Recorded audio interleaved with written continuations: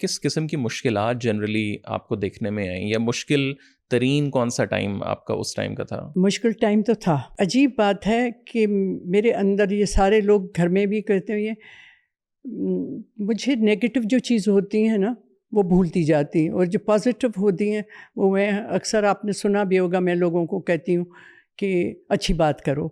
میں کسی سے ملتی ہوں تو میں کہتی ہوں کہ آئی ایم لرننگ، میں آپ سے بھی شاید ابھی کچھ سیکھی ہوں گی. تو مجھے وہ جو نیگیٹیوٹی ہوتی ہے وہ نہیں، مجھے ہمیشہ لگتا تھا یہ میں سب کر سکتی ہوں. تو ایموشنلی بھی بندہ ڈسٹرب تو ہوتا ہے نا. I was 28 at that time. تو میری دوستوں کی اس وقت شادی ہو رہی تھی جب میں واپس آئی، اور میری بہن جو مجھ سے 1.5 سال چھوٹی تھی جو ڈاکٹر تھی اس کی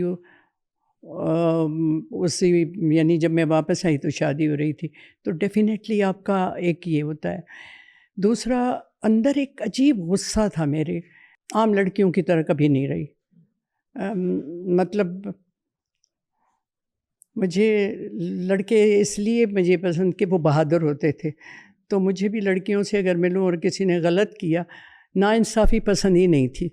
کہ اگر خواہ دوسرے کے معاملے میں پڑھنا پتہ نہیں کیوں شوق تھا، کہ اگر کوئی کسی سے لڑ رہا ہے اور میں نے دیکھا اس کے ساتھ نہ، تو میں سمجھانے سے زیادہ گھونسا مار دیتی تھی. اب نہیں ہوں ایسی.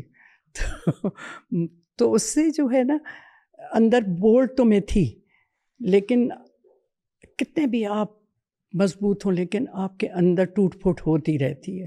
لیکن آپ کو لگتا ہے کہ یہ ٹوٹ پھوٹ جو ہے، یا جو غم سے آپ اتنا گزری، وہ ایک آرٹسٹ بننے کے لیے، وہ جو ایک جنرلی لوگ کہتے ہیں کہ ایک آرٹسٹ جو ہے وہ بڑے غم سے گزرتا ہے تو پھر ہی وہ ایک اچھا آرٹسٹ بنتا ہے؟ میں آپ کو بتاؤں بالکل صحیح کہتے ہیں، کیونکہ یہ ایموشنس کا جو پریشر اور جو آپ کی تکالیف ہوتی ہیں وہ یا تو آپ کو گرا دیتی ہیں یا آپ کو اٹھا دیتی ہیں، یا تو آپ کمزور پڑتے ہیں یا آپ مضبوط ہو جاتے ہیں.